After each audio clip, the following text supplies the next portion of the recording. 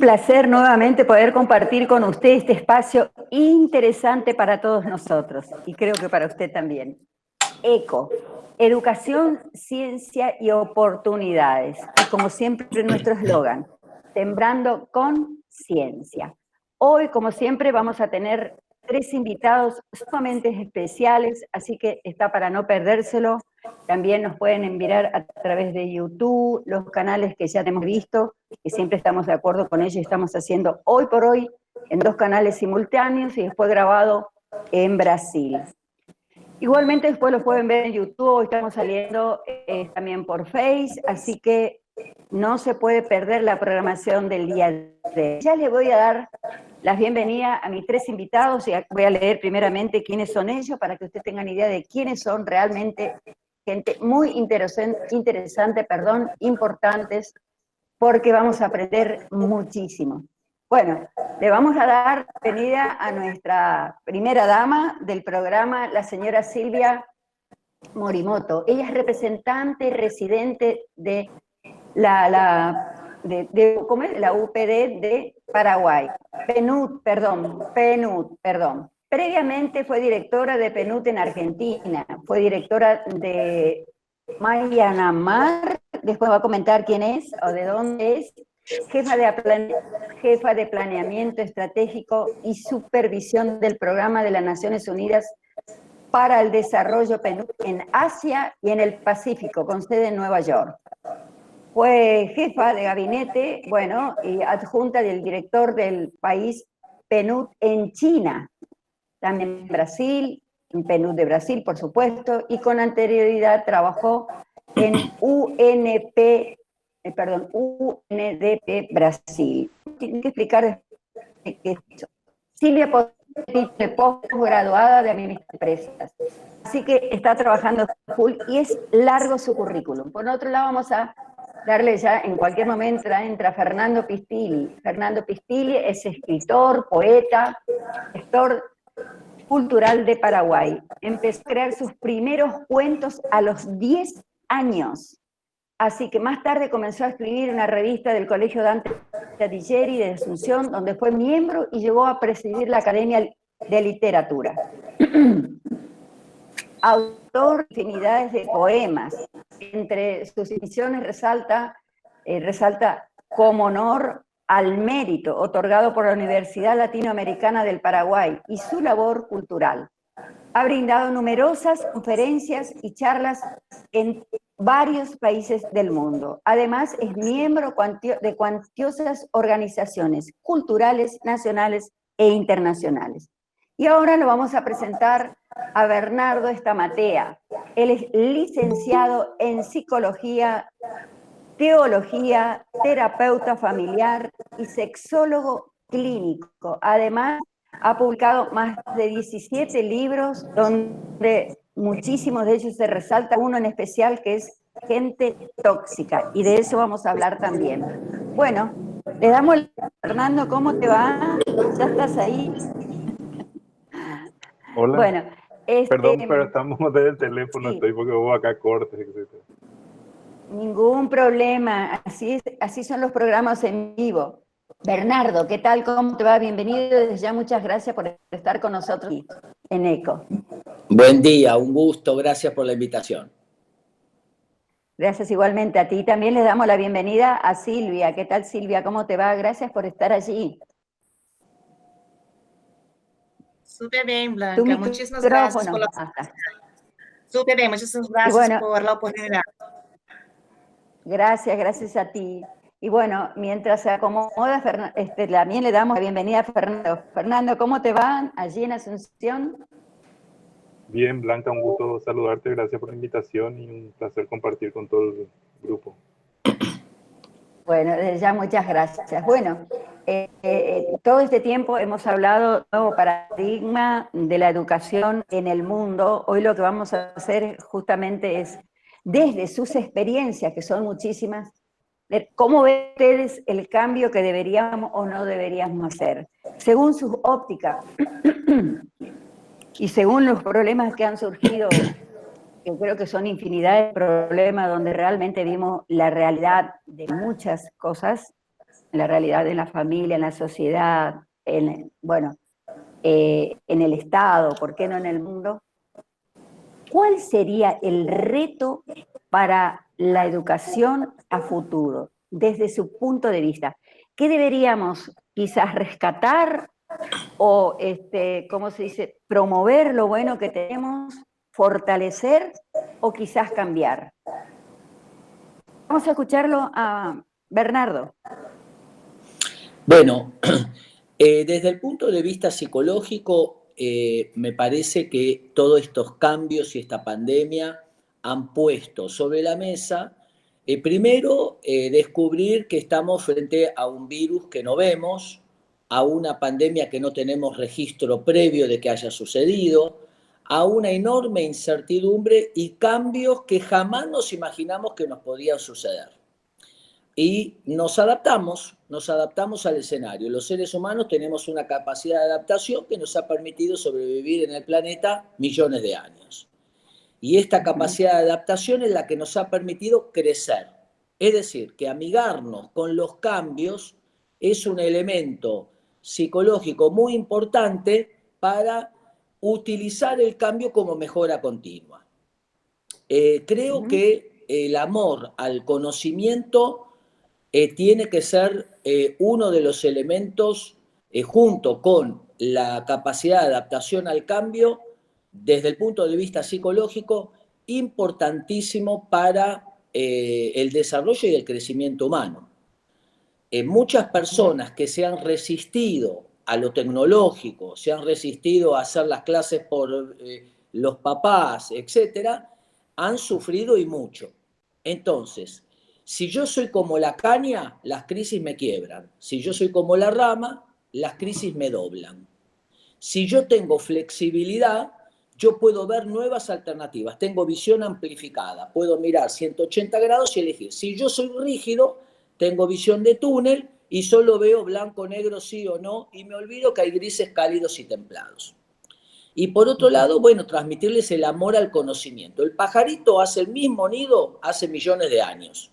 Nosotros mejoramos las casas, tenemos el don del aprendizaje. Solo la educación, el aprendizaje es lo que nos permite crecer, no solo externamente, sino internamente también. Y tu opinión, fantástico, fantástico. Y tu opinión, digamos, desde tu experiencia, acá estamos hablando de la experiencia, de lo que uno ve, y como escritores obviamente tienen mucho más que enseñarnos. Tu experiencia, Silvia, que siempre están tratando de educar, de dar capacitación y demás. ¿Me escuchás? Sí. Está lloviendo acá en Asunción, entonces vamos a tener un poquito de corte. Pero para las Naciones Unidas, la educación es fundamental porque permite la movilidad socioeconómica ascendente, que es la clave para salir de la pobreza. Entonces, en 2018 teníamos todavía 260 millones de niños que estaban fuera de la escuela. Y mitad de los adolescentes y niños no alcanzan los estándares mínimos de competencia de lectura y matemática. Porque una cosa es estar en la escuela y la otra es tener la calidad.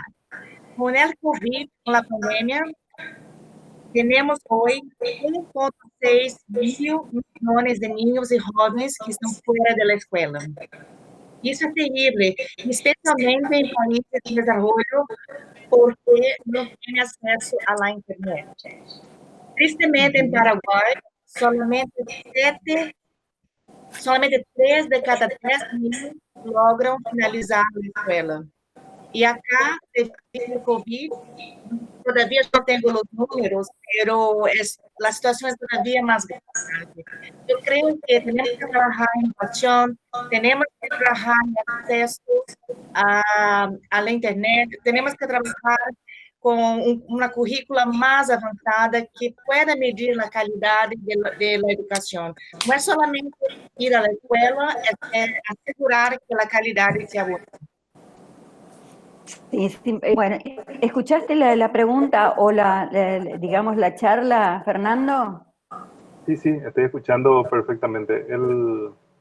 ¿Tu opinión, Bueno, mi querido? yo vengo de un sector muy singular, entonces para mí muchas de estas No, cosas, está ahora bien, pero... cuando empezó la pandemia, justamente yo les dije, el aislarse, etcétera, es como dentro de lo mío, es un poder creativo muy grande, ¿verdad? Por supuesto necesitamos el contacto con todas las personas, pero en el sector cultural siempre estuvimos acostumbrados a adaptar, a reciclar, a transformar, a Sí. utilizar todo lo que está a nuestro alcance para hacer puestas de teatro, etcétera, ¿verdad? Todo lo que llevamos adelante.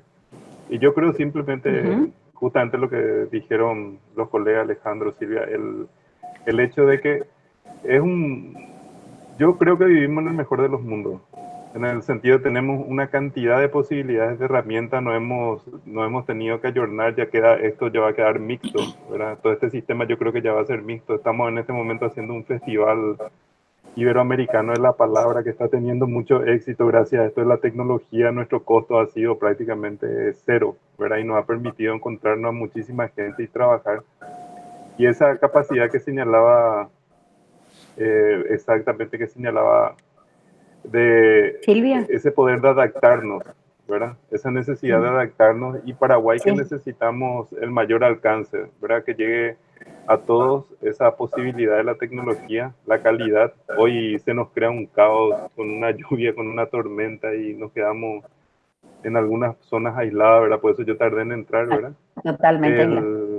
Totalmente quedamos aislados y debemos potenciar esa herramienta, ¿verdad? Y rescatar justamente el lado humano. A mi hija le tocó este año, a mí me dolió mucho, es su último año de colegio, el año en que tenían que hacer miles de cosas, y la respuesta desde el Ministerio de Educación eran cosas tontas, porque el colegio hoy en día es la convivencia, es que los chicos participen, se integren, se adapten, aprendan a convivir, etcétera. Los contenidos podemos recibir de miles de formas, creo yo. No sé si, pero faltó creatividad desde parte de la estructura educativa para que los chicos se integren, generen obras. Mi hija, por ejemplo, una persona muy activa, ella coordinó Corazones Abiertos, con 15 años ella ya era coordinadora, manejando toda la parte de venta, Navidad, etcétera, los instrumentos, y la educación no le dio ninguna herramienta para potenciar ese lado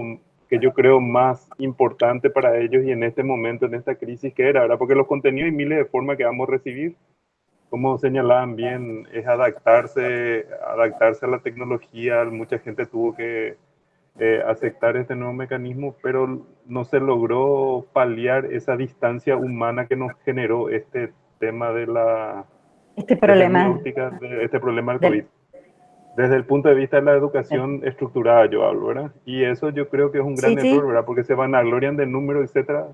Vamos a fracasar permanentemente, ¿verdad? Porque todo genera esa situación tan difícil en la que vivimos, ¿verdad? Y el mejor año para mucha gente fue un año muy confuso. No sé si Muy soy claro. confuso. Hablaste de... Sí, perfecto. Hablaste de aislamiento y yo querría preguntarle a Bernardo, ¿qué opinas de la soledad? ¿Es efectiva? ¿No es efectiva? ¿Es necesario en ciertos momentos? Y sobre todo la soledad en esta transición de pandemia. Te Bueno, escuchamos, Bernardo. la soledad no es ningún problema. El problema es el aislamiento. El aislamiento tiene que ver con la dificultad de construir intimidad con el otro. Yo puedo estar con 20 personas y estar aislado. Es decir, no nos debería molestar Interesante. el estar solos y el estar con gente. Deberíamos poder disfrutar el estar solos y el estar con gente. Somos seres individuales y somos seres gregarios fundamentalmente. El problema es el aislamiento. ¿Y el aislamiento qué es? Un miedo. El miedo a construir intimidad. Entonces yo puedo estar con 10 personas y nunca abrir mi corazón, nunca permitirle al otro que abra su corazón, y puedo estar a 1 metro de distancia física y a 10 kilómetros de distancia emocional. Perfecto. Y otra pregunta ya, porque sabemos que tenés poco tiempo, Bernardo. Una de las preguntas también, ¿afecta el entorno tóxico? ¿Afecta, por ejemplo, más que afecta en la vida, también en la educación de los niños o de los jóvenes? Sí, claro, nosotros somos seres biológicos, pero no somos solo seres biológicos, somos seres familiares, somos seres espirituales, somos seres culturales. La cultura es el cultivo. Yo comparo la cultura como un gran bazar de ideas. Hay ideas muy buenas y otras que son una porquería, son tóxicas, como el individualismo, el consumismo y el hedonismo. Son tres venenos que ojalá que se mueran junto con este virus que nos está volviendo locos a todos. Sí. Entonces, la cultura construye enfermedades y construye salud. Fíjate que gran parte de los trastornos de alimentación, bulimia, anorexia, etcétera, tienen un factor cultural importantísimo. Entonces, la cultura efectivamente, por eso la cultura es algo, es paradojal, ¿no? Porque la cultura, ¿quién la construye? Nosotros, los humanos, pero a la vez quedamos presos de nuestras propias cárceles. Entonces, no enamorarnos de las ideas, hacer de las mejores, dicen de las vacas, las mejores hamburguesas. Entonces, agarrar las ideas sagradas y ponerlas a cocinar y no enamorarnos. Cuanto más tiempo uno tiene una idea, cree que es más verdadera. Y no tenemos que pensar entre ideas verdaderas o falsas, sino entre útiles e inútiles. Y esto es el proceso de crecimiento. Esta idea nos sirvió en un momento, hoy no nos sirve. Por eso la cultura debe ser revisada. Fíjate que años atrás, pegar, insultar, descalificar era, entre comillas, normal. Pegarle a un chico era como un método educativo. Hoy sabemos, con claridad meridiana, que eso se llama violencia y que no sirve para nada, y que lo único que genera es futuros golpeadores, miedo, etc. Entonces, revisar la cultura y no creer todo lo que construimos los mismos seres humanos. Que se construye. ¿Tu opinión, Silvia? Totalmente de acuerdo con Bernardo. Yo creo que el mayor problema es el miedo. Y el miedo combinado con el aislamiento es algo súper grave que se agravó muchísimo con la pandemia.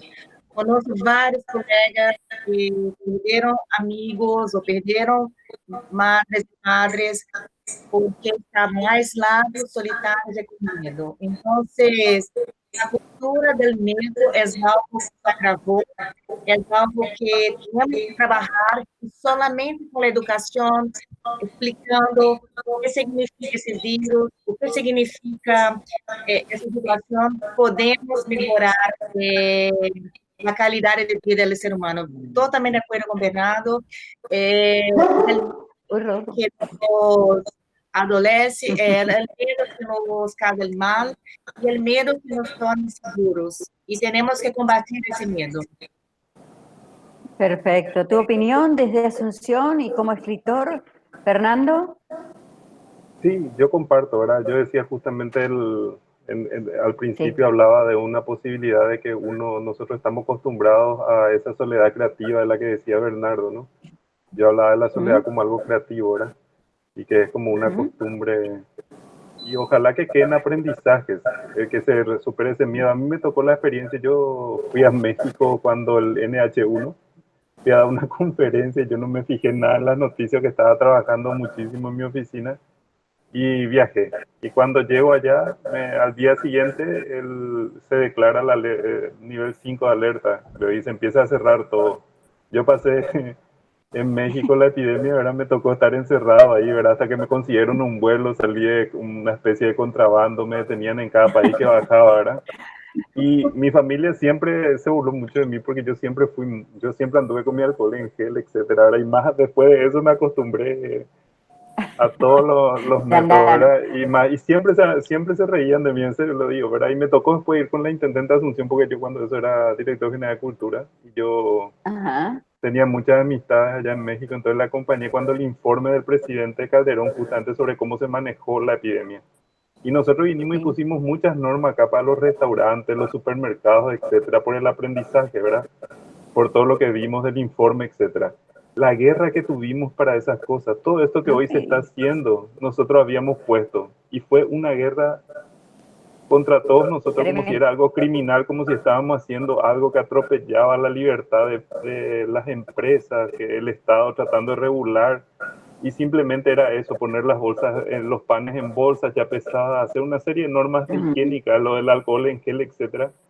Nos trataban de todo, ¿verdad? Y hoy ojalá que todo esto quede como aprendizaje, ¿verdad? Que yo veo todos los días algo, estoy en la oficina, etcétera, y se va desmantelando todo, ¿verdad?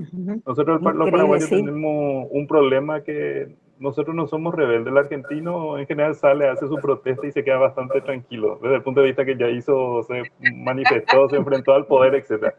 Los paraguayos hacemos otra cosa, que yo digo, declaramos cuando el paraguayo ya declara, ya Sí. desconoce, So-oh. en este momento desconocemos la autoridad, desconocemos, la gente, el 90% no cree que esto exista, ¿verdad? Sí, La gran mayoría, yo no sé, cierto. no hablo una encuesta, hablo como una generalidad, no tengo una encuesta en número, pero en todos lados te va y dice, ya tomó como que esto, ya se sublevó el paraguayo, sus sublevaciones, no hacer caso.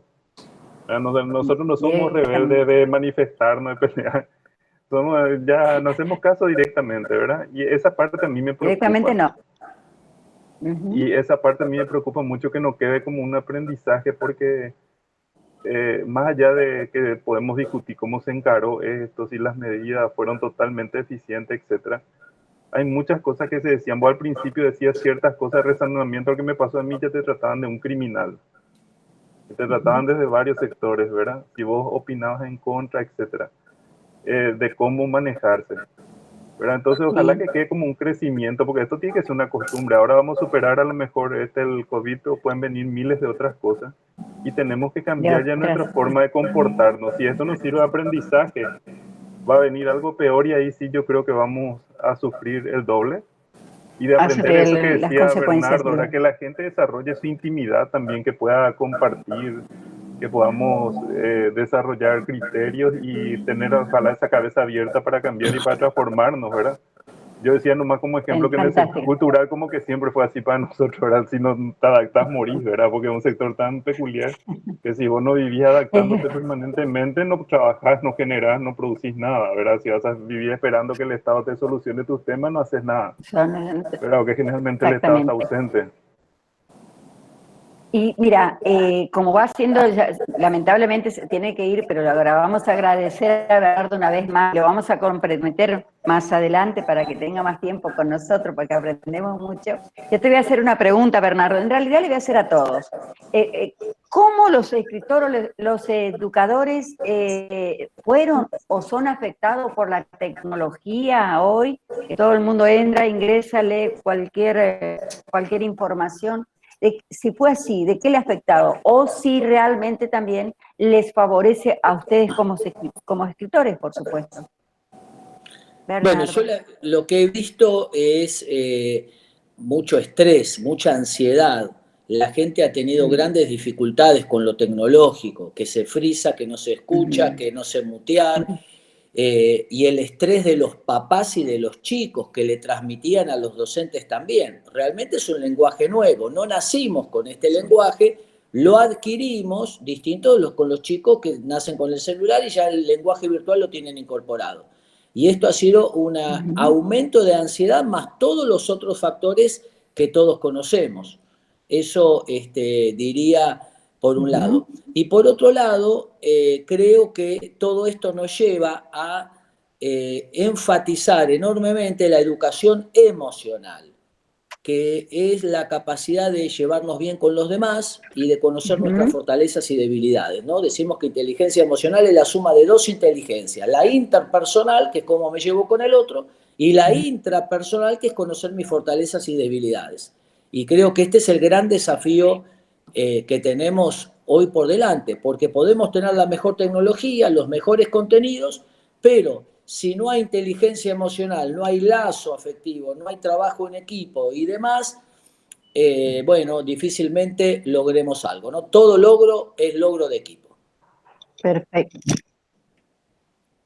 Parece que se frizó nuestra conductora. Bueno, hablando de estrés tecnológico. Sí, hablando de estrés tecnológico, quería entonces aprovechar para poder darle la despedida y agradecerle al doctor Bernardo porque es un profesional que tiene muchas ocupaciones, sin embargo, nos dio ese espacio tan valioso para que todos podamos aprender. Así que unas palabras de despedida, doctor, y agradecerte y las bendiciones correspondientes.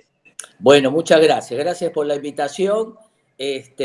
Bueno, cuento la anécdota de Víctor Frankl, que estuvo en Auschwitz, y dice Víctor Frankl que un compañero le dio un pan y le dijo: esto es para usted. Y dice Víctor Frankl: el pan alimentó mi cuerpo unos minutos, pero su mirada y sus palabras alimentaron mi alma hasta el día de hoy. Que sea un tiempo de nutrición afectiva y que además del pan podamos regalar nuestra mirada y nuestro afecto a los demás. Así que muchas gracias y el mejor de los cariños y éxitos para todos. Bueno, igualmente, un placer, doctor, y hasta el año que viene, si Dios quiere. Hasta pronto, gracias. Gracias. Bueno, y voy a tratar de solucionar hasta que pueda venir Blanca, ¿verdad? Y preguntarle a Fernando si en esta época que le tocó de vivir de pandemia, si bien ahora dijo que pudo salir, tiene pensado lanzar algún libro nuevo, escribir un tema referente sobre esto, algún otro tema. Sí, ha generado... No sé si me escuchan, porque yo estoy... Estás sin imagen, pero se te escucha, Blanca. Yo por lo menos escucho bien. Sí, Blanca. Hola. Seguí nomás, Fernando, sin problema. Sí, realmente ha sido un disparador creativo para mucha gente. Yo tengo un poemario que se llama La próxima pandemia que sea contigo. Él hizo un juego romántico, ¿verdad? Y él justamente ha generado múltiples posibilidades, ¿verdad? Y eso es lo que hace, al final estamos mucho más ocupados, ¿verdad? Pues la agenda de todos nosotros, lo que por lo menos nos dedicamos a lo creativo, es mucho más dura en este tiempo, ¿verdad? Porque todo el mundo fue adaptándose. Como te digo, nosotros estamos con un festival que están participando más de 300 artistas de todo el continente y que ha generado así una expectativa gigante, ¿verdad? Y uno son horas y horas que pasa trabajando con el ordenador o con el teléfono, y nos ha ayudado, y la gran mayoría que yo conozco de artistas, etcétera, han generado muchísimas opciones creativas. Y esa era mi crítica, ¿verdad?, al sector formal otra vez, que no se supo adaptar pronto a esto. ¿Verdad? La educación formal, sobre todo acá en Paraguay, no supo generar espacios creativos, que yo creo que era lo más importante, que los chicos hagan tipos de proyectos, visualizaciones justamente de cómo sería el futuro, etcétera, y los dejan terminarse concentrados otra vez en si Bueno, sumar es ¿me 2 están más 2 es escuchando ahora, 4. chicos? Sí, Blanca, estamos escuchándote. Bueno, perfecto, gracias, disculpen, sí. Yo los escucho. Igual están saliendo en vivo, de lleno. En mi computadora no tengo solamente audio, pero tranquilo porque están saliendo fantásticos, maquillados y todos. ¿Cuál fue la pregunta, Luisito? No, le pregunté a Fernando cómo hizo este tiempo, si iba a ser ya que como dijo él, que la creatividad, es cierto, nace en la soledad. Para los escritores, los pintores, los actores culturales, creo que más allá de salir un poco del contexto, le permitió volver a su fuente, ¿verdad? Y me está diciendo que está por sacar un libro a todo el tema de la pandemia. Sí. Fernando y, ¿cómo se llama? Silvia, querida. También viene digamos, por decir así, un desafío para el futuro con este tema de la tecnología, el cambio, la educación, las culturas, pero viene aquí un nuevo desafío que es que los chicos aprendan, más allá de aprender las herramientas de la tecnología que hoy por hoy todos lo usamos, también viene el desafío de la industria, ¿por qué no en la salud, la aplicación en la salud, sobre el tema de los robots? ¿Cómo los ven ustedes? ¿Ya debería ser parte de una educación? ¿Debería ser parte de quizás una capacitación específica? Porque los chicos hoy agarran el celular y saben mucho más que todos nosotros juntos. O sea, es como que se está despertando rápidamente otras enseñanzas. ¿Me escucharon? De mi parte, Blanca, totalmente. Hay algo que se llama de nova era de disrupção digital, que é uma linha de trabalho que estamos impulsionando muitíssimo desde o PNUD, donde trabalhamos em vários fatores. Um, assegurar que os grupos mais vulneráveis, os que mais necessitam, tenham acesso à internet, a tecnologias. Estamos trabalhando muitíssimo com o governo, acá com o Ministério da Educação, e com o Ministério do Trabalho também, em termos de capacitação para os trabalhadores, porque o lado bueno é que se pode fazer muito mais via de maneira digital. Estamos trabalhando mínimo 12 horas por dia, que também não é bueno, pero se pode fazer muito mais. El lado malo es que, por ejemplo, yo veo que las industrias, yo veo que, por ejemplo, los edificios imobiliarios estão cerrando várias oficinas porque as pessoas aprenderam a trabalhar de maneira virtual. Então, o que passa? A economia irá sofrer, temos que pensar em maneiras inovadoras. Desde a nossa oficina, estamos até pensando em oficinas cerradas, criar como coworking spaces, onde se pode trabalhar de maneira mais flexível desde casa ou desde a oficina quando temos uma reunião. Algo que eu queria mencionar, que falou Fernando Sí, e que falaram também Bernardo, é que isso requerirá também uma maior inteligência emocional, porque o que passa? Quando trabalhamos de maneira virtual, não há break entre trabalho e casa. E aí tu tens que desenvolver muitíssimo sua inteligência emocional. Algo que eu hice para minha equipe acá em Asunción, desenvolvemos um webinário de inteligência emocional, onde todos se beneficiaram, porque há que ser inovador, há que ter balanço, há que aprender novos talentos. Assim como o Fernando, eu não sabia, mas comecei a fazer classes de cerâmica, empecé a ter minha huertita, então eu tive que desenvolver outras habilidades para manter o equilíbrio profissional e casa. Emocional. Así es. Y Fernando, desde tu punto de vista, viste que siempre se habla, digamos, ¿cómo se llama? El famoso, la inteligencia emocional. Hemos hablado prácticamente en todos los programas. Este es un tema muy importante para tener mejor calidad de vida, para salir quizás de ciertos inconvenientes, de ciertas formas de vida. ¿Cuál es tu opinión como escritor? ¿Cuál es tu opinión?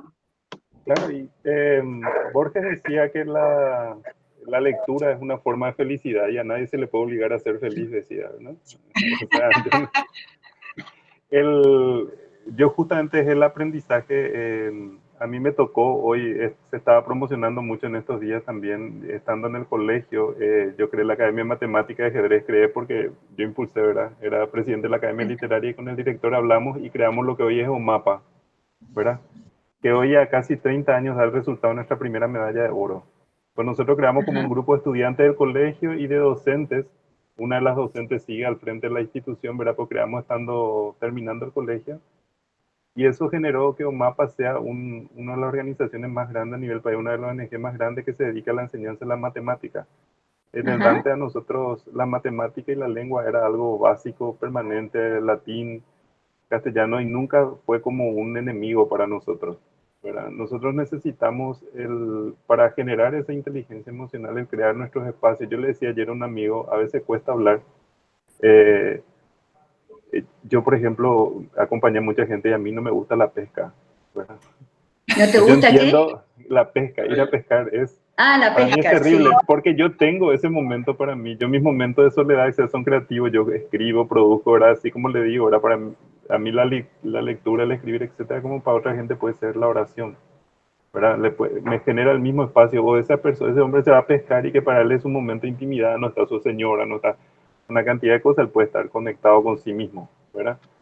Entonces esos mecanismos, y yo creo que la lectura es uno de los elementos bases, porque sea lo que sea la transformación, hablaste vos de los robots, etcétera. Nosotros desde criatura, Sí. para eso es un mundo que vislumbrábamos que podía ser. Todo lo que nos dedicamos a leer y que hemos leído ciencia ficción, Isaac Asimov, Julio Verne, todo, a todos nos han preparado para que aceptemos como algo, no tiene nada de extraordinario desde el punto de vista que se imaginó en algún momento y que sabíamos que se venía. Te viene todo muy de golpe hoy en día, es cierto, ¿verdad? Pero la mayoría de la gente ni lee ni conoce, ¿verdad? Nos pasa también en los foros literarios, eso la gente cree que está inventando cuando utiliza alguna imagen que está rompiendo con la poesía tradicional y no entendió nada, nunca leyó a Bretón a nadie, ¿verdad? O sea, hay un proceso de conocimiento que necesitamos fortalecer, creo yo, ¿verdad? De que justamente vivimos, tenemos tanta información hoy en día, pues seguimos sin hacer lectura interpretativa de la información que nos llega, ¿verdad?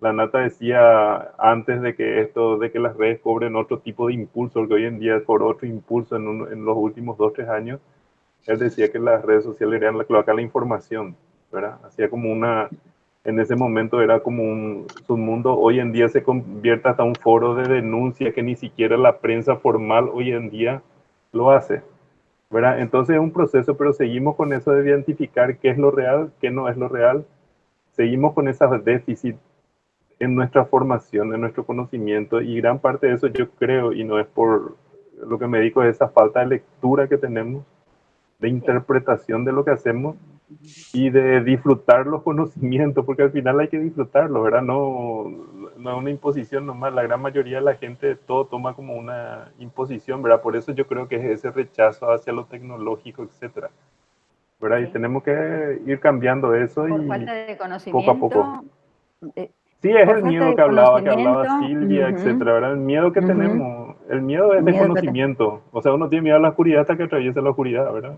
No, Sí, de ese chico, sí, ¿verdad? sí, y es increíble también en la parte de adulto mayor, me incluyo, que a veces debería sacar algo muy importante en Instagram, pero por el temor a poner mal o el temor a errar, no lo subís cuando realmente es una información interesante. Es decir, siempre el miedo a equivocarnos, el miedo a hace que uno no haga, no lleve adelante muchas cosas, ¿verdad? Sí. Yo me pregunto, ¿ustedes creen que la salir adelante o crecer, no solo en la sociedad, sino en el mundo que cambie todo esto, la base está en la educación? Yo creo fielmente que la base está en la educación, pero no es solamente la educación. Yo creo que la cultura, la educación desde casa, los principios, los valores. Parece que realmente estamos con problemas de internet hoy, tanto allí, Fernando, como aquí también estuvimos con problemas de internet por Sí, el temporal. Pero sí, sí, sí, te paso la pregunta a ti, Fernando. sí, sí, claro. Justamente la educación es una de las bases, fue lo que decía Silvia, es la cultura, es todo lo que La educación. aprendemos en el hogar. Tenemos una disociación. Yo decía, por ejemplo, una de las cosas raras que pasó, rara lo digo desde el punto de vista, era, Sí. mi familia siempre tuvo una militancia en contra de la dictadura, ¿no? Pero cuando pasamos de golpe a la democracia, por ejemplo, se eliminó el ir a la siesta a la casa. La Ujú. siesta en la Sí, casa, el almorzar juntos, nosotros nos encontrábamos con nuestro papá antes de ir al colegio. sí. Hoy en día ya no hay ese encuentro, ¿verdad? Yo me esforcé mucho todo este tiempo por siempre ser el que le lleva y le trae a mi hija, hasta cuando me separé. Hasta ahora que vino toda la pandemia, yo soy el que le busca y le lleva, le buscaba y le llevaba a ella. Y poder tener ese momento de compartir, ese viaje de ida y de vuelta era el momento de compartir con ella, sí o sí hablar, ¿verdad? Que antes a nosotros nos pasaba el mediodía de almorzar con nuestros papás Sí. y que de La golpe se obligación. perdió eso, por ejemplo, ¿verdad? Ujú, De ujú. golpe se cambió los horarios laborales, etcétera, y dejamos un modo familiar que teníamos una cierta rutina y comenzaron mucho aislamiento, ¿verdad? Y yo he visto en las generaciones más jóvenes que yo que no tenían ese diálogo permanente con sus padres. Bueno, había momentos, vos llegas tarde después de trabajar, llegas 7, 8 de la noche a tu casa y ya Sí. es mínimo el diálogo y el retorno que hay, ¿verdad? Ujú. Entonces, muchas cosas que pasaron muy abruptamente y que necesitamos retomar, Retomar, ¿verdad? ¿verdad? Como familia, hoy en día, esa familia ampliada que se habla, ¿verdad? Que tenemos de diversos sectores, pero ese convivir entre todo el conversar, el transmitir el conocimiento, las anécdotas, todo ayuda a construir ese ser humano que hoy en día yo creo está cada vez más justamente aislado. La diferencia de lo que decía Aislado. Bernardo, ¿verdad? Estamos cada vez más aislados entre nosotros mismos conviviendo y mismo con esto de la pandemia conozco muchos amigos, etcétera, que conviviendo en su casa eran lo más difícil para ellos era convivir tantas horas con su familia, Con ¿verdad? su familia. No, ¿Y vos no, crees, no el perdón, hecho. Sí. Yo me río, pero no es porque no es que me río del hecho, es no, como no, que yo una entiendo reacción perfecto. instintiva.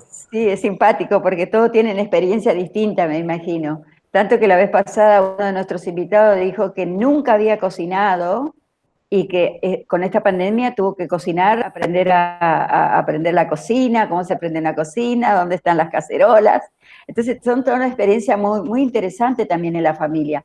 Pero acá hay un tema, y yo te lo pregunto, como vos sos un talento muy importante, los talentos, ¿cómo se descubren y qué debemos hacer dentro del seno familiar para darnos cuenta que nuestros hijos son ciertos talentos y no lo que a veces uno quiere que sean los chicos? Desde tu punto de vista, y si está allí Silvia, también me gustaría conocer su opinión como Luisito. Sí, exactamente. Bueno, yo vengo de una familia de hiperestimulación, ¿verdad? Mi padre Sí, era sí, artista, mi abuelo era escritor, toda mi familia se dedicó siempre a esto, ¿verdad? sí. Yo crecí en un mundo muy singular, ¿verdad? A pesar de estar en la dictadura, era una burbuja porque crecí con todo el sector cultural paraguayo que los viernes se trasladaban a mi casa a la hora del edicto y se quedaban hasta el amanecer dialogando, ¿verdad? Y uno Sí. escucha desde chico muchas cosas, ¿verdad? Y pues yo siempre defendí, traté a mis amigos, etcétera, de hablarles que estimulen, que no se asusten si su hijo tiene algún tipo de vocación, porque era como un prejuicio, ¿verdad? Era un prejuicio que nos dediquemos, que yo sea poeta y todo el mundo me miraba extraño antes, ¿verdad? Hoy en día ya, por suerte, pasó mucho eso. Pero justamente encontrar la habilidad de cada uno y dejarle ser, ¿verdad? Y al revés con mi hija me pasaba que en el colegio le torturaban y yo les pedía a los profesores, déjenle en paz, porque justamente ella empezó a tener las habilidades para matemáticas y le decían, ¿cómo si tu papá competía? ¿Cómo si tu papá competía y organizaba? ¿Cómo vos no vas a ser buena en literatura? ¿Verdad? Entonces mi hija desde chiquita desarrolló, entraba a mi biblioteca y decía, cuando había visita y decía, papá, menos mal que ya leíste todos estos libros y yo no tengo que leer y se iba, ¿verdad? Ella generaba una rebeldía Sí, diferente y yo le fui haciendo, hizo básquetbol, hizo de todo, fuimos probando y se enamoró del teatro. Y gracias al teatro conectamos para leer juntos cosas, yo le daba texto, etcétera, compartíamos poemas y viajó a los 13 años, ya fue a Irlanda a hacer un musical, etcétera, ¿verdad? Logró mira qué encontrar bien. dentro de eso su camino otra vez, ¿verdad? Pero ¿No? tanto le presionaban en todos lados, hay que dejarle que los chicos vayan desarrollando su talento, sea deportivo, buscar que encuentren su punto de creatividad, ¿verdad? Yo por lo menos soy muy de estimular, de que si Ajá. hoy tienen, porque son cambiantes, pero que prueben, que conozcan hasta que encuentren si son buenos en el deporte o son buenos, pero tiene que ir más allá de ese formalismo, ¿verdad? Te digo, Sí. a mí me asusta el nivel de concentración que tenemos en esa educación formal, que sigue siendo muy mediocre en nuestro país, ¿verdad? Y no Ujú. estimulamos justamente los valores. Hace años me peleo de que nosotros en Paraguay hay becas para los que son mejores alumnos, que generalmente no se involucran en ningún tipo de actividad. No soy prejuicioso, sino que hablo con Teatro. conocimiento, ¿verdad? De que no se involucran en ningún tipo de actividad y los chicos que tienen talento, que hacen trabajos sociales, que tienen talento en las artes, etcétera, no encuentran ningún tipo de beca. Todas las becas otra vez son para los que tienen mejores puntajes en notas y que Ujú. generalmente no son los que después revierten hacia su sociedad porque nunca estuvieron acostumbrados a dar nada a nadie, ¿verdad? Y es difícil que venga y se comprometa en algún proyecto, en algún esquema, ¿verdad? Y si no tienen Y, oportunidades, y en otros los lugares, en chicos, ¿no? cambio, se evalúa muchísimo de tu liderazgo, ¿verdad? Lo que haces en el Ujú. colegio, ¿verdad? Yo enseñé en el bachillerato, yo soy padrino de la Academia del Colegio Goethe, y mis chicos trabajan en el bachillerato internacional y todos quieren trabajar en la revista, en cosas paralelas, etcétera, porque todo les sirve de puntaje para la universidad y para su currículum, ¿verdad? Y van desarrollando sus habilidades. En cambio, un chico del colegio público y en Paraguay no sé qué posibilidad tiene Tiene de desarrollar, si tiene acceder. algún talento de lucirse con ese talento, Ujú. ¿verdad? Y hoy hay un abismo muy grande que no había hace 25 años atrás entre un colegio público y privado. Y un Es enorme la privado. diferencia de las posibilidades. Ya no solo el contenido de lo que recibe como formal, como te decía, sino ese contenido de poder ser él mismo y desarrollar sus habilidades y su conocimiento, otros talentos que él tenga, que como vos decías. Esa es Sí, mi esa es postura y tu siempre me mirada. peleo por eso, ahora y me peleo con todos mis amigos que son nombrados ministros de educación o conocidos, etcétera. Me vivo peleando, que cambien ya Que cambie, que alguna cambien vez. el El arte paradigma, digámoslo. no podés evaluar el arte como si fuera un examen. Y yo le decía, ¿de qué me sirve que a mí la gente sepa mi biografía, qué día nací, etcétera? Yo quiero que lean mis libros y puedo irme a debatir horas. Para la Puedan literatura yo siempre estoy disponible y gratis. Perfecto. Pero, ¿qué me sirve a mí que sepa mi biografía, el día que nací, cuántos años tengo, si tengo más pelo, menos pelo, cuánto peso? No, no aporta nada a su conocimiento eso. Ojalá lea un poema mío y se emocione y me diga, a mí me emocionó este poema porque me A recordó mí me esto. llegó. Ujú. ¿Verdad? Y Y Silvia, ese debate sí perdón, quiero. Perdón. sí, perdón Silvia, No ¿estás ahí? me escuchan. Estás escuchando, ¿verdad? Todo el conocimiento de Fernando No, y lo increíble. tuyo. E totalmente de acordo. Eu creio que o talento se descobre incentivando, trabalhando em cima, e mais, todavia, eu vivi em vários países e Sí, minha hija foi educada nos Estados Unidos. E algo que eu aprendi e me encantou muitíssimo é que valoram el arte, valoram os deportes, não há prejuízo, não há estigma. Eu creio que quando eu era niña, eu queria ser psicóloga e me diziam, ser psicóloga não vas ganhar nenhuma plata, pero mira, hoje psicóloga é algo que o mundo mais necessita, então há que cambiar o paradigma, há que cambiar os estigmas e estimular a criatividade. Hoje eu agradeço que minha hija teve a oportunidade de aprender todos os deportes, aprender arte e ter um conhecimento muito mais amplo que uma escola tradicional. Eu creio que está muito também nossa maneira de ser e de não desafiar ou de não perguntar, não solamente a educação que solamente se hace memorizando já não serve mais, Blanca. Tem que ser algo criativo. O mundo cambiou, necessitamos de jovens que tenham ideias, que tenham soluções, que apreciem a arte, como dizia Fernanda. A mídia social é algo que é bueno, pero malo também, malo porque también, sí. impulsiona muitíssimo as notícias falsas. Eu vejo meus papás, por exemplo, com o Covid, pensaram que a solução era certas medicinas, e eu lhes dizia, papá, isso é notícias falsas. E algo que hicimos acá em Paraguai, juntamente com o MITIC, Ministério de Informação e Tecnologia e Comunicação, nós outros desenvolvemos uma estratégia chamada Shack Fake News, para trabalhar Qué importante. e combater as notícias falsas. Então, é muito de creer, leer, pero también autoestima, Blanca. Sí, sí, totalmente. Luisito, ¿estás ahí? Sí, sí, estoy ¿Te estás disfrutando escuchando? del Estamos programa. aprendiendo. Y claro, claro, sí, y coincido plenamente, ¿verdad?, con lo que dice la señora Silvia y el señor Fernando, y siempre partimos primero de lo que dijiste vos, que uno es el miedo al cambio. Seguimos la parte educativa estancándonos cuando el mundo ya va hacia otro lado. Y también de acuerdo con lo que dice Fernando, yo creo que debemos escuchar a gente que llegó a una posición, ¿verdad? Como decía Bernardo también, uno no es dueño de la verdad, pero llega a una posición intelectual, laboral, es por algo. Entonces, ver qué hizo Fernando, debo escucharle a Fernando, porque Fernando me está tirando unos datos que yo puedo aplicar en educación, ¿verdad? Y eso es lo que nos está faltando, escuchar a la gente que que lo valoramos. Mirá, te pongo un caso de este muchacho que ganó ahora, este alumno que ganó la medalla, ¿verdad? Todo feliz, todo contento, estamos orgullosos, pero es uno, ¿verdad? Y no, es la excepción a la regla. Y nosotros necesitamos más, mucho más de eso. Por eso es interesantísimo y muy verdadero lo que dice Fernando. Empezar a aplicar en educación todos esos ítems que nombró Fernando y que estuvo nombrando Silvia. Necesitamos cambiar ahora, desde ahora ya.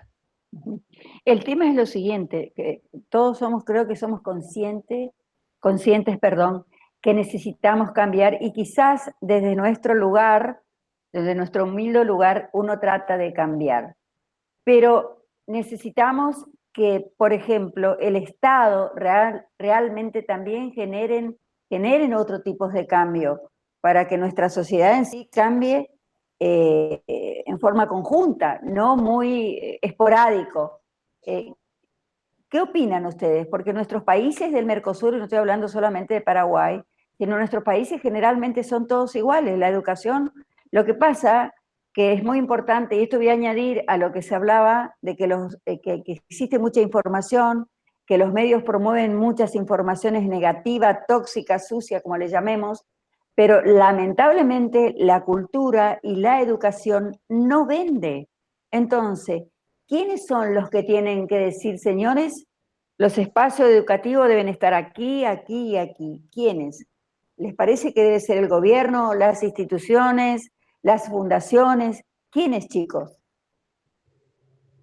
Bueno, en mi caso particular, yo creo que todos. Yo tengo la experiencia también desde la OEI, que Ajá. trabajé, que fui coordinador general de la oficina acá en Paraguay, y tuvimos cosas muy positivas y algunas grandes frustraciones. Una de las grandes frustraciones que yo tuve fue cuando tratamos de hacer el tema de la computadora, que primero iban a hacer para los docentes, ¿verdad? Sí. Si ese plan, que por distintas razones, por intereses comerciales de un grupo, fracasó en 3 oportunidades, porque ya prevíamos todo esto, todo lo que pasó ahora no hubiese pasado, no hubiese sido tan difícil para los docentes si hubiésemos podido aplicar aquel plan, ¿verdad? De que una computadora por docente, pero que utilicen como una herramienta. Hoy en día yo he visto que seguimos utilizando la tecnología como si fuera un cuaderno de apuntes. No innovamos, los docentes no tuvieron capacidad de innovar porque no se capacitaron para esto, ¿verdad? ¿Y cómo van a transformar algo si no se capacitan? ¿Verdad? La docencia en el interior del país sigue siendo el Muy baja. punto más fuerte de trabajo rápido. Como hoy veo la policía, o eran las Fuerzas Armadas y la policía, veo una cantidad de gente joven que se quiere meter en la policía, pero no se mete por una vocación de servicio ni nada, se mete porque es su salida laboral más rápida si entra a la Una escuela de necesidad. policía. Y lo mismo pasa con la docencia. Y yo muchas veces le digo a mis colegas cuando enseño, ahora yo enseño muy poco, ya hoy en día tengo muy pocas horas, pero si a alguien que le gusta esto es tan difícil muchas veces. A veces rogas porque tienen las vacaciones, porque un año fue pesado, etcétera. ¿Qué será de estas personas que se dedican a enseñar sin vocación? Será una Es tortura, yo complicado. calculo, para las personas. Entonces, nuestro ministerio no transforma nada, no tuvimos capacidad todavía. Otra cosa que yo hago, Blanca, hablo mucho, pero ¿Estás bien? hago con mis alumnos de comunicación cuando doy talleres, etcétera, y normalmente a mitad de año dan muchos talleres, de estos talleres, y yo les digo, vamos a escribir ahora todos los titulares de enero y febrero, y me dicen, de los periódicos, y me dicen, no se puede hacer eso, me dicen. Y le digo, ¿Por vamos a qué? hacer, le digo, escuela, se cae el techo de una escuela, va a depender la variación, depende de quién fue alumno de tal escuela, y su escuela le llamó la directora que fue su alumno y ahora es periodista, y hizo la cosa. El, y escribimos todos los titulares, después me Sí, llaman siempre en enero y febrero, me dicen, tenías razón, y no sí, cambiamos. O sea, sí. no podemos superar algo tan básico como la infraestructura.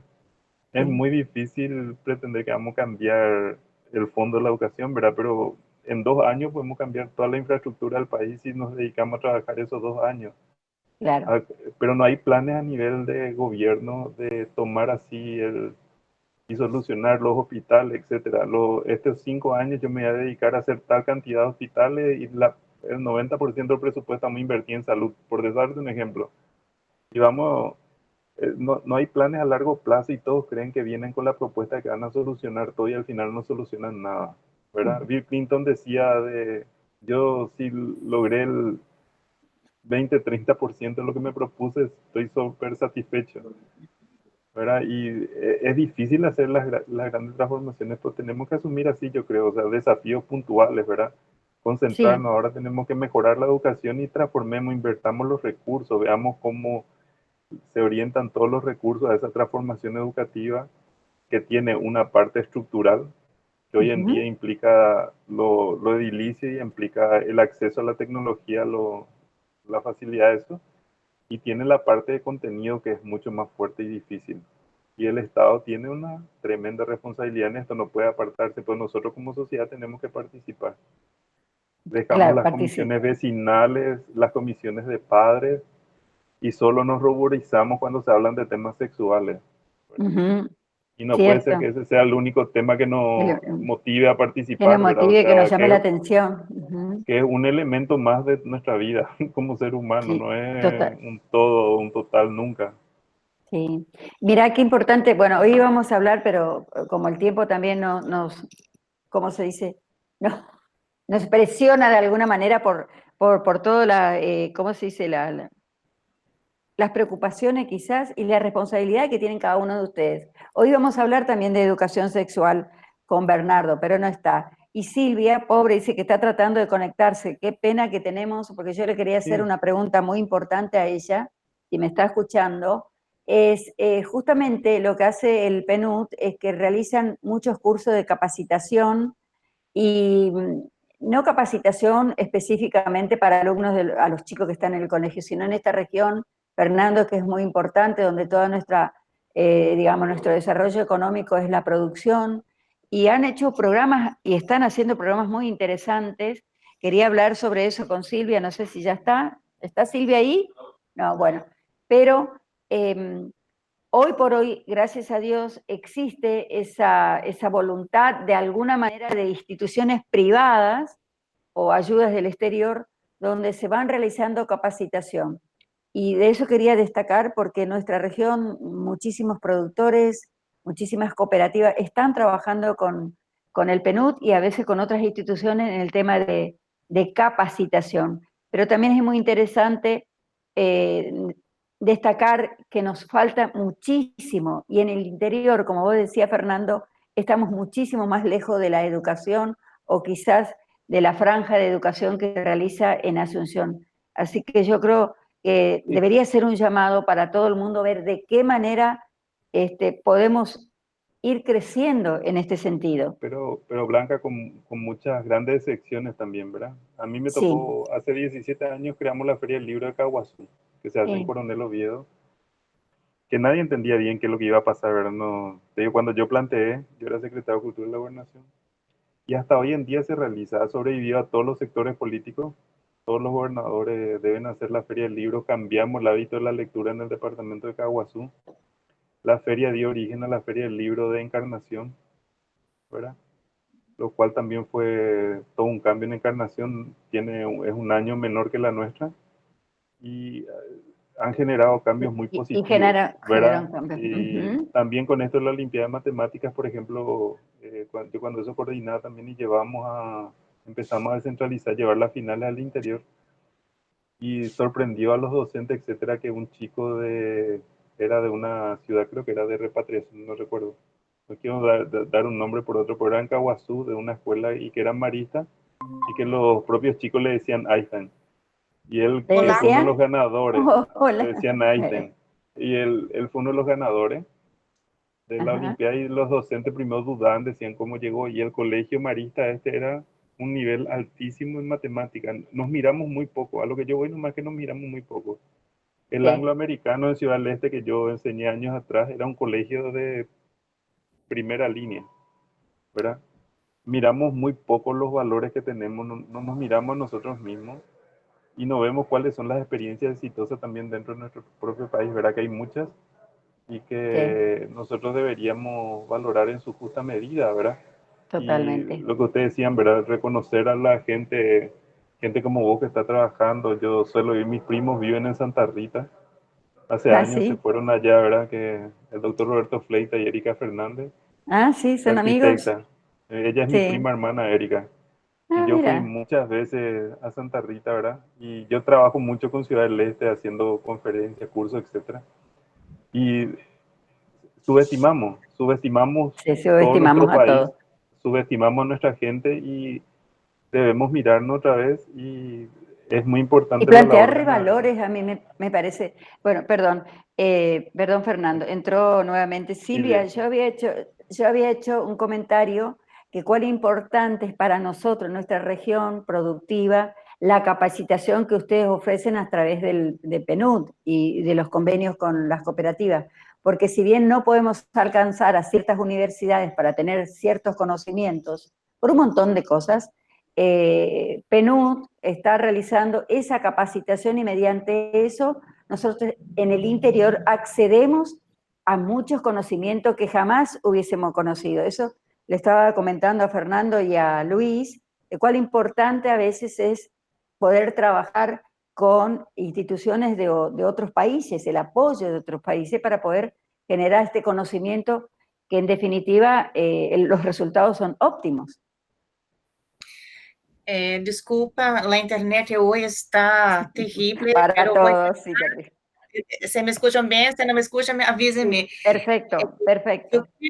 eu creio que o valor agregado do PNUD é que temos presença em mais de 170 países do mundo, onde aprendemos as melhores práticas, as melhores políticas públicas e adaptamos para o país. Em Paraguai, venimos trabalhando com o setor agrícola há mais de 10 anos, promovendo boas práticas agrícolas e promovendo um desenvolvimento sustentável e também capacitando instituições e comunidades. Nós outros encontramos, Blanca, em o lançamento do projeto Naranjal Sustentável, que foi um projeto impulsionado por la Mesa de Plataformas de Commodities, que é coordenada, liderada por el MADES e coordenada por nós outros, que é um dos modelos mais lindos que eu já vi visto em vários países que eu já trabalhado, um dos modelos mais lindos, porque traz o público privado e a sociedade civil. Então, os pequenos e grandes produtores vêm ao benefício, o governo se queda encantado porque sentamos todos na mesa e trabalhamos juntos em que é melhor para o Paraguai, que é melhor para o mundo, adaptamos, não traemos ideias de outros países, Sí. mas adaptamos para a realidade do Paraguai. E como vos viste na semana passada, agora creio que Paraguai é um líder em soluções inovadoras em el desenvolvimento sustentável. E com muito honor e orgulho, nós outros queremos mostrar para o mundo como Paraguai ha desenvolvido estratégias e novas boas práticas de agricultura. Increíble, increíble que traemos uma semilha, a equipe adaptou e agora somos um modelo para Qué ser fantástico. exportado para o mundo. Qué fantástico. Hay que Y, dar oportunidades. ¿hay que Dar oportunidades. dar oportunidad. ¿Y cuál es como si tu mirada desde la PNUD con esta región tan importante donde existe el desarrollo agroindustrial, por sobre todo la producción de granos? ¿Cuál es tu opinión? Para que conozcamos, bueno, Fernando viene siempre a Santa Rita, pero nosotros estamos en el mundo hoy por hoy a través de YouTube. Entonces la gente a veces no cree lo que uno le comenta que existe en Paraguay. ¿Por qué somos cuartos exportadores de granos? ¿Por qué brindamos lo que brindamos? ¿Cuál es tu opinión cuando vienes aquí y ves nuestro campo, por ejemplo, y nuestra gente que también aprende, Silvia? De ser muito honesta com vos, foi uma surpresa, porque eu creio que uma das áreas que Paraguai deveria melhorar é em la comunicação. Nós outros não comunicamos o belo que é o Paraguai, as boas práticas que hacen acá. Desafortunadamente, solamente no mundo conhecem a parte que não é boa. Negativa.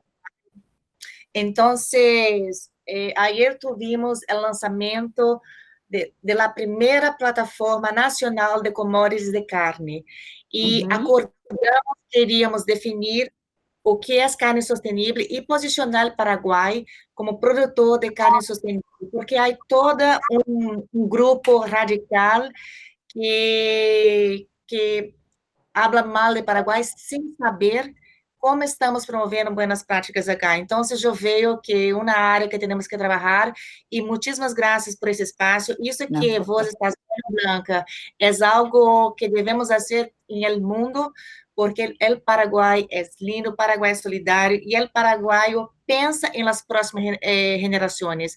Todos os produtores com quem hablo, todos os produtores que conheci, ou seja, em Alto Paraná, Itapúa, Boqueirão, pensam em seus filhos, pensam nas novas gerações e sabem que têm que produzir de maneira sustentável. Então, incrível, eu hice um compromisso com a plataforma, com o governo e com os produtores, de apoiá-los numa campanha comunicacional e começar a mostrar o lindo que Paraguai está sendo para o mundo. Fantástico, fantástico. Bueno, Fernando, vamos a ir redondeando nuestro programa del día de hoy. Por supuesto que no voy a terminar de agradecerle siempre que esté con nosotros. Para nosotros es muy importante que personas como ustedes estén hablando sobre las experiencias, sobre sus opiniones personales, profesionales también. Sí, en primer lugar, Blanca, yo muy agradecido por la invitación, el haber compartido con todos los compañeros, es realmente una linda experiencia y bueno, siempre a disposición para esto también y como decía Silvia, buscar el lado positivo. Yo siempre digo que nos flagelamos demasiado los paraguayos, nos condenamos mucho, no vemos nuestras virtudes y siempre vamos a nuestros defectos, ¿verdad? Y asumimos esa situación como algo, como si es una condena, ¿verdad? Así que pasamos la euforia. Yo siempre digo que pasamos nuestro mayor problema. Yo amo el fútbol, ¿verdad? Soy olimpista enfermo. El fútbol, es escribir. El único tema en el que yo soy fanático y cerrado en el fútbol, ¿verdad? Mi hija le asocié cuando nació ya al Club Olimpia. Ese es el único y le dije siempre, lo único negociable es el club, porque no me voy a pelear contigo cuando veo un partido y ella me acompaña a la cancha, etcétera, ¿verdad? Es lo único que no estoy, pero bueno, lo mismo hubiese elegido ella, pero va a todos los partidos, cuando vamos a la cancha vamos juntos, etcétera. Qué lindo. Pero a lo que yo iba es que yo amo el fútbol, pero nosotros pasamos mucho el efecto albirroja. Pasamos de ser ya casi campeones del mundo a flagelar. Perdemos o empatamos un partido y ya somos todo lo peor del planeta. No se vende más remera, no se vende bandera, no se vende la... No, en serio, el efecto albirroja es mortal. Nada, el efecto de albirroja es mortal en nosotros. Pasamos muy rápido esos cambios de estado de ánimo. No está más Bernardo, pues él podría explicar mejor, pero esos cambios para ¿Por qué mí esos son cambios tan bruscos, no? O sea, tan extremos. bruscos y por eso pasamos así de que podemos todo a no podemos nada. Y valorar eso que decía Silvia, conocer nuestro país, a lo que nos ha tocado. Yo he dado varias vueltas al país, ¿verdad? Siempre le digo con los libros, etcétera, he presentado en todos los lugares donde me han invitado o he generado. Me ha permitido desde muy jovencito conocer mucho el Paraguay y valorar y, como te digo, respetar, ¿verdad? Me tocó enseñar en Ciudad del Este, hasta ahora mis grandes amigos, los Ramírez, preside la Cámara de... Luis René falleció, Juanvi, que era mi hermano del alma, y Juanvi, ahora no te que puedo sigue creer, al frente, no te puedo creer. Luis René René era mi hermano. Y sí, yo escribía en su libro, etcétera. Nosotros convivíamos, yo me iba allá y me quedaba en su casa, ¿verdad?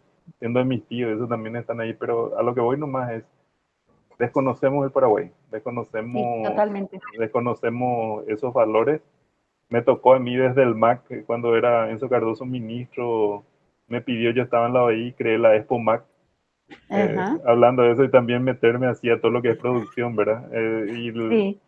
Leer, hacer materiales, etcétera, y realmente hay muchísimo por hacer. Muchísimo por hacer y transformar, y ojalá que estos espacios como el que vos brindas sigan habiendo y podamos seguir debatiendo estos temas que son a la vez vamos a seguir el año que viene, vamos a seguir. Luisito siempre firme. Yo ya iba a tirar la toalla, pues me dice, vamos a hacer uno más, y la gente la verdad que quiere. Pero es muy importante, vamos a seguir con esto. Creo que aprendemos mucho, sobre todo porque existe mucha sensibilidad entre los participantes. Acá no tenemos nada técnico, acá estamos demostrando, sobre todo ustedes muestran su conocimiento, su corazón, y creo que eso llega a veces mucho más que hablar de ciertas cosas técnicas, que no está mal tampoco, ¿no? Pero creo que empezar así como estamos empezando, humildemente como hacemos nosotros, podemos seguir haciendo algo. Tarde o temprano esto va a tener impacto en la sociedad, y eso es lo importante, porque vender educación y cultura no es fácil, y ustedes lo saben. Es difícil, pero hay que hacer, hay que empezar, ¿no es cierto? Yo quiero agradecerle, pero tremendamente. Luisito, ¿tu opinión? Sí, sí, también haciendo un reconto final y un reconto de todos los programas que tuvimos en el año, es exactamente finalizar con esa frase que dijo Fernando y que dijo la señora Silvia, ¿verdad? Que está bien mirar afuera, aprender, ¿verdad? Eso está perfecto. Es cierto que hay países mucho más avanzados que nosotros, pero cuando empecemos a mirar nosotros a nosotros mismos, valorar lo que tenemos, que inclusive afuera se valora, que nosotros no lo valoramos, vamos a crecer como país, ¿verdad? Y la verdad que a uno le motiva mucho, ¿verdad? Y yo siempre soy agradecido a Blanca por esta oportunidad, porque antes del programa uno tenía cierta incertidumbre, vamos a decir, falta de confianza, pero después va viendo que no, que mientras que haya gente como Fernando, como la señora Silvia, todo es posible, ¿verdad? Y pasar esa confianza a nuestros dirigentes, ¿verdad? Abrir los ojos a la gente, valorarnos, como dijo Fernando también, ¿verdad? Está bien ser pasional, porque en el fútbol todos somos pasionales, pero llevándolo a la vida, no ser extremistas y valorar lo que tenemos. Creo que yo tengo la doble nacionalidad porque soy argentino y paraguayo de padre, hijo de paraguayos, ¿verdad? Y me enamoré, tengo sangre paraguaya, ¿verdad? Eso es inevitable, tengo esa sangre guaraní también, ¿verdad? Pero enamorarse de Paraguay, no enamorarse de Paraguay es imposible. El que viene a Paraguay se enamora. Entonces, y nosotros tenemos que tener esa visión interna también, ¿verdad? Entonces vamos a construir un país mejor. Para todos. Para todos. Sí. Bueno, muchísimas gracias, gente querida. No se vayan porque tenemos que estar después de la sala un segundo. Quiero agradecer a este medio, a este canal, a YouTube, a Face y a toda nuestra gente que de alguna manera nos han apoyado para llevar a cabo estos 6 meses de programación. Realmente ha sido una experiencia fantástica para nosotros, para Luis, para nosotros, y creo que también entre los invitados hemos generado una integración cultural, conectividad, experiencia. Hoy se siguen hablando y eso es muy importante, pero sobre todo para nosotros. Yo quiero agradecer tremendamente a todos ustedes e invitarles y comprometerles para que el año 2021 salgamos con todo, dejemos atrás el 2020 y más allá de lo que pase el 2021, comencemos con otra mente, con otra alma, con otra sensibilidad. Muchísimas gracias, Fernando, muchas gracias, Luisito, muchas gracias, Silvia, de corazón, como así también le voy a tirar el agradecimiento a Bernardo Estamatea, que más allá de que tiene poquito tiempo estuvo con nosotros. En especial le mando un saludo muy gracias a Cristiane, que están allí en la cooperativa Pindó, y toda esta gente que nos están mirando a través de este medio. Muchas gracias. Y como siempre digo al final de nuestra programación, no se olviden que la cultura y la educación hace posible la unión entre las naciones. Muchas gracias y hasta la próxima edición. Gracias.